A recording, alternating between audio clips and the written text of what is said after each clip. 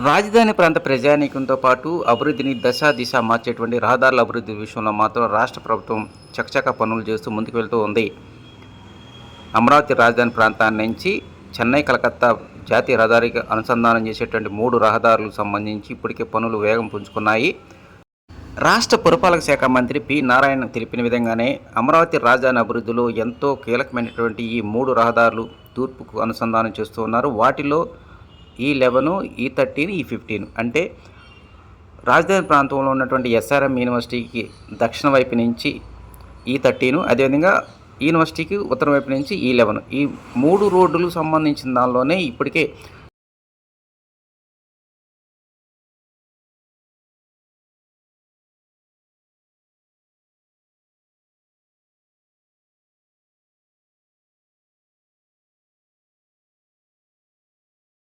DPR సిద్ధం చేసి టెండర్ల ఖరారు అంశంలో నిమగ్నమై ఉన్నారని సమాచారం. అయితే E11, E13 ఈ రెండిట్లో మాత్రం E13 అటువంటిది ఎంతో కీలకంగా మారింది. కారణం డైరెక్ట్గా రాజధాని ప్రాంతం నుంచి డీజీపీ ఆఫీస్ కార్యాలయానికి సమీపంలోనే ఈ రోడ్డు నిర్మాణం చేస్తూ ఉన్నారు.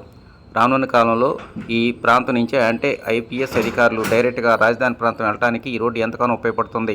2 రోడ్లు 60 మీటర్లు అంటే దాదాపు 200 అడుగుల వెడల్పుతో ఈ రోడ్డు నిర్మాణం చేయనున్నారు. దీనికి సంబంధించి ఇప్పటికే తాడేపల్లి అటవీ ప్రాంతంలో లైనింగ్ సంబంధించినటువంటి ప్రక్రియను కూడా పూర్తి చేశారు. ఈ 2 రోడ్లకు సంబంధించినటువంటిది మంగళగిరి ఎయిమ్స్ హాస్పిటల్ వద్ద రైల్వే ట్రాక్పై ROB అండ్ USB అంటే అండర్ పాస్ వెహికల్ సంబంధించినటువంటి మట్టి నమూనాలు ఇప్పటికే పూర్తయ్యాయి. తాజాగా డీజీపీ కార్యాలయం ఎదురుగా బ్రిడ్జి నిర్మాణానికి సంబంధించిన మట్టి నమూనాలు సేకరణ చేస్తూ ఉన్నారు. ఈ ప్రక్రియ మరి కొద్ది రోజుల్లో పూర్తవుతుందని అధికారులు తెలియజేశారు. ఏదేమైనా మరో కొద్ది రోజుల్లో పడమర వైపు నుంచి తూర్పు వైపుకు అనుసంధానం చేసేటువంటి రోడ్ల విషయంలో మాత్రం పనులు వేగంగా జరుగుతున్నాయి.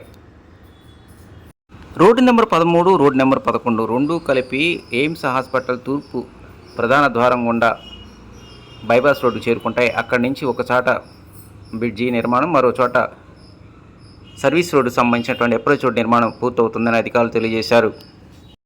కేవలం కోతవేటు దూరంలోనే దాదాపు ఒక్కొక్క రోడ్డు 200 అడుగుల వెడల్పుతో ఈ 2 రోడ్ల నిర్మాణం అనేటువంటిది నిజంగా శుభపరిమాణం అంటున్నారు ఈ ప్రాంత వాసులు. సాధ్యమైన త్వరలోనే ఈ రోడ్డు నిర్మాణం పూర్తయినట్టయితే రవాణా పరంగా కూడా ప్రజలకు ఎలాంటి ఇబ్బంది లేకుండా గమ్యస్థానాలు చేరే అవకాశాలు ఎక్కువగా ఉన్నాయి.